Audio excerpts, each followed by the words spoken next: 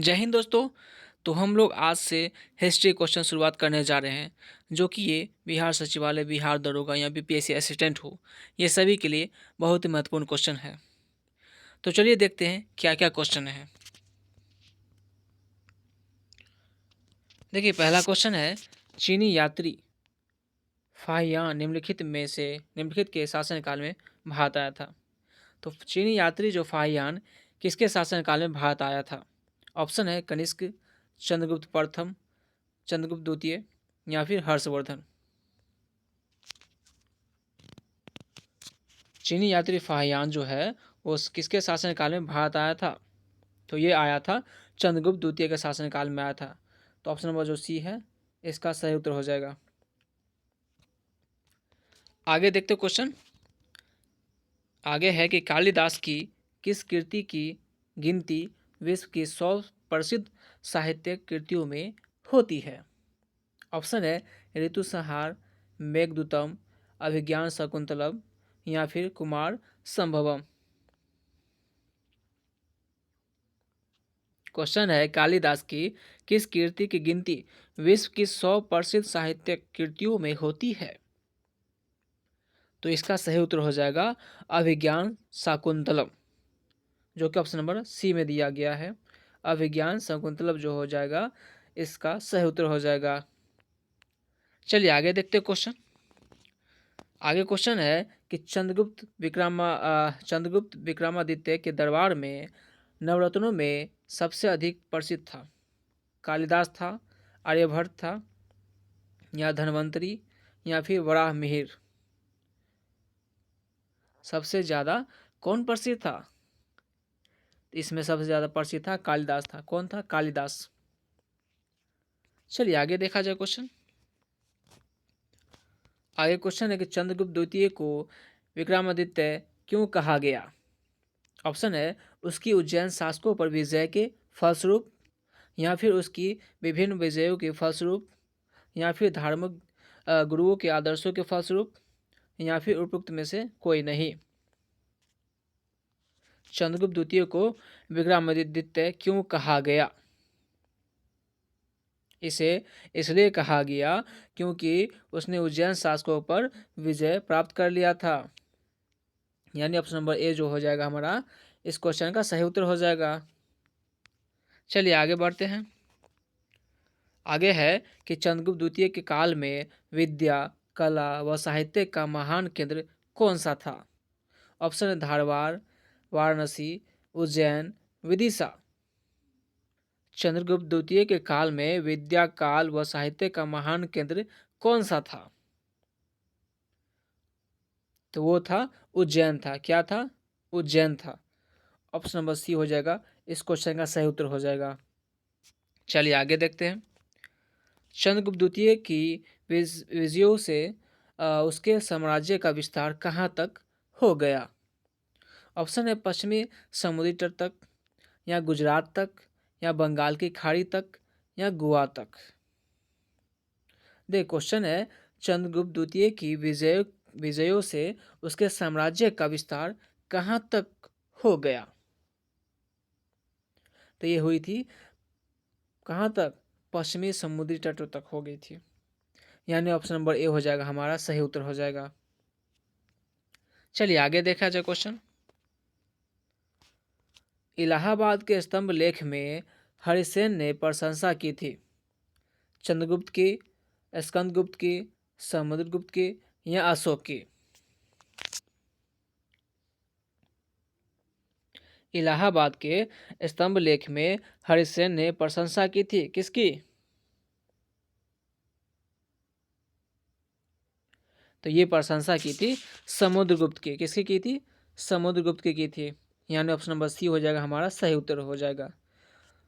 आगे देखते हैं क्वेश्चन।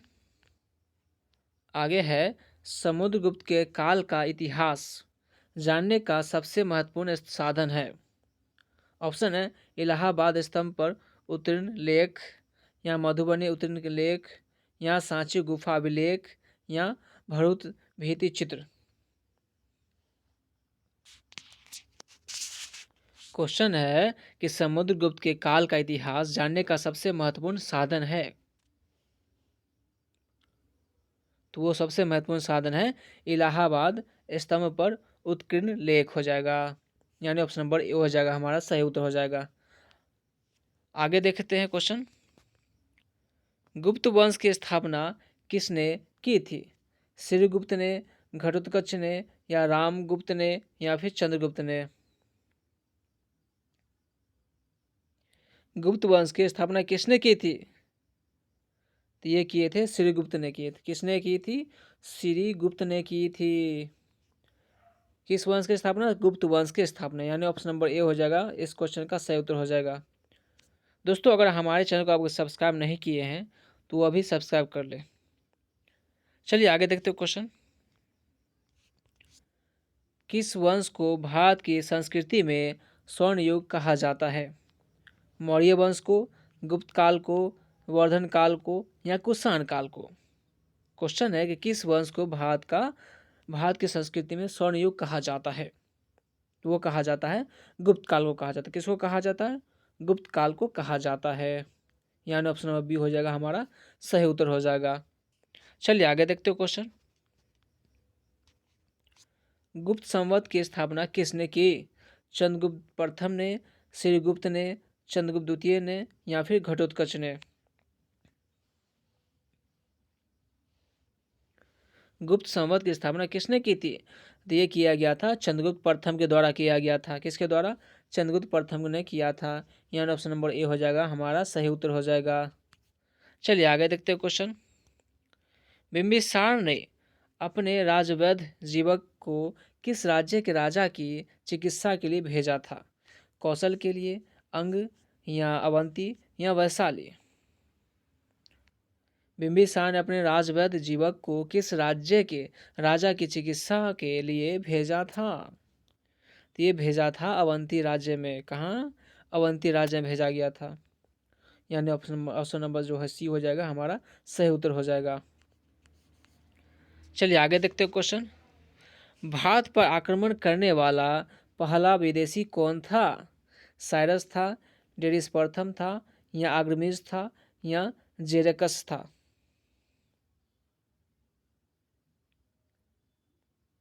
भारत पर आक्रमण करने वाला पहला विदेशी कौन था? तो वो था साइरस था। कौन था? साइरस था, यानी ऑप्शन नंबर ए हो जाएगा हमारा सही उत्तर हो जाएगा। दोस्तों अगर आपने चैनल को सब्सक्राइब नहीं किया है तो आप जो है पहले चैनल को सब्सक्राइब कर दे। चलिए आगे देखते हो क्वेश्चन। आगे क्वेश्चन कह रहा है कि सैंधव सभ्यता के महान स्नानागार कहाँ से प्राप्त हुए हैं? मोहनजोदड़ो से, हड़प्पा से, लोथल से, या फिर कालीबंगा से?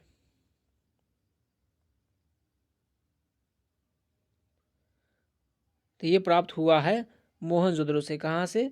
मोहनजोदड़ो से हुआ है, यानी ऑप्शन नंबर ए हो जाएगा हमारा सही उत्तर हो जाएगा। चलिए आगे देखते क्वेश्चन। शाक्य राजवंश के किस राजकुमार ने एक महान धर्म की स्थापना की? वर्धमान महावीर, सिद्धार्थ, अजातशत्रु, या अशोक?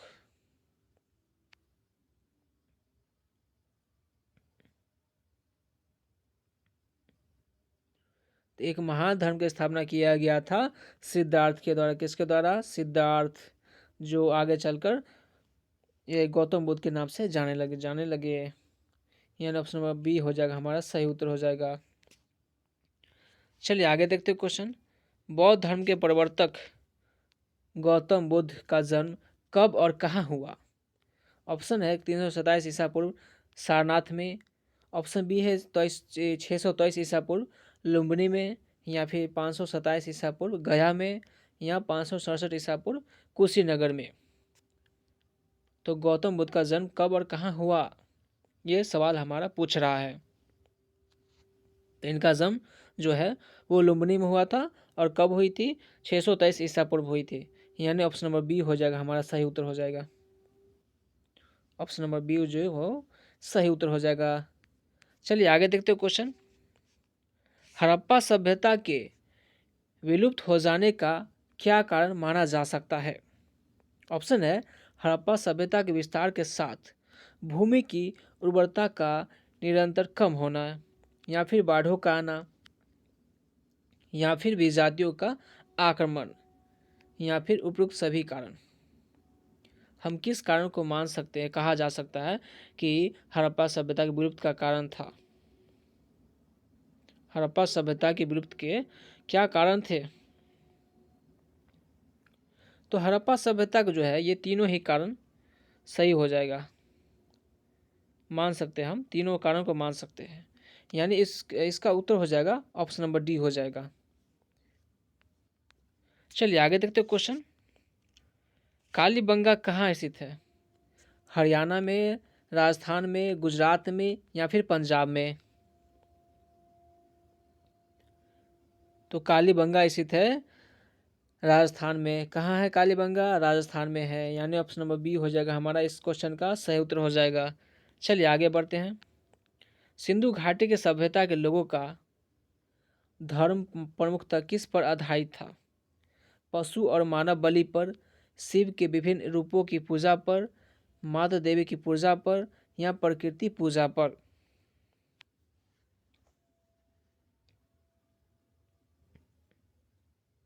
तो इसका सही उत्तर हो जाएगा माता देवी की पूजा पर। क्या हो जाएगा? माता देवी की पूजा पर हो जाएगा, यानी ऑप्शन नंबर सी हो जाएगा हमारा सही उत्तर हो जाएगा।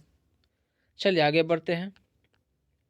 हड़प्पा सभ्यता के औजार और अस्त्र मुख्यतः बनाए जाते थे लोहे के, पत्थर के, तांबे, टीन और कांसे के या लोहे और कांसे के?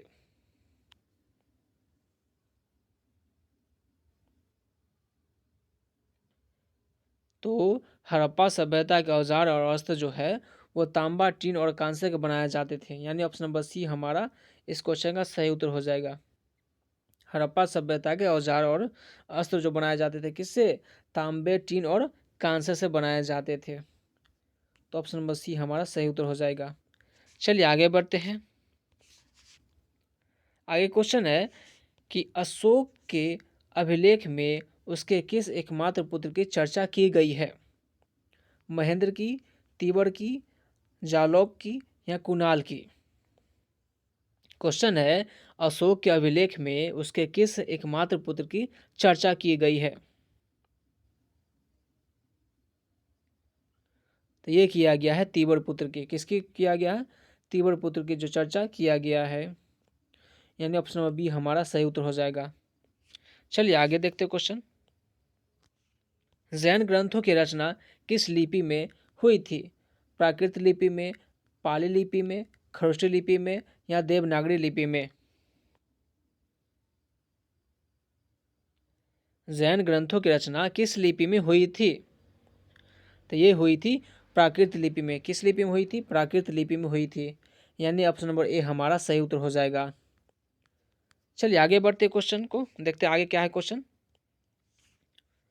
आगे क्वेश्चन है कि वैदिक काल के लोगों ने धातुओं का प्रयोग किया, उनमें कौन सा पहला धातु था? देखिए क्वेश्चन देखिए क्या है कि वैदिक काल के लोगों ने धातुओं का प्रयोग किया, उनमें कौन सा पहला धातु था? तांबा था, सोना था, चांदी था या लोहा था?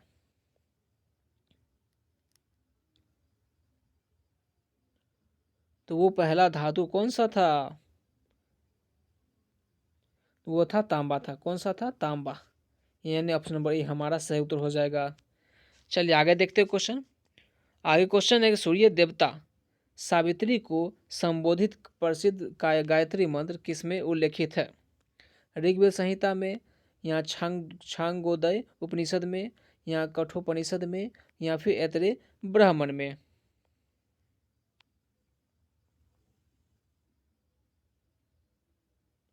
तो ये उल्लेखित है किसमें? ऋग्वेद संहिता में उल्लेखित है, यानी ऑप्शन नंबर ए हमारा सही उत्तर हो जाएगा। चलिए आगे बढ़ते हैं। आगे है कि वैदिक कालीन नदी पुरुषनी जिसके तट पर 10 राज्यों का युद्ध हुआ था का आधुनिक नाम क्या है? यानी वैदिक काल में उस नदी का नाम था पुरुषनी, अब जो है आधुनिक नाम क्या है? व्यास है या रावी है या सतलज है या घग्गर है?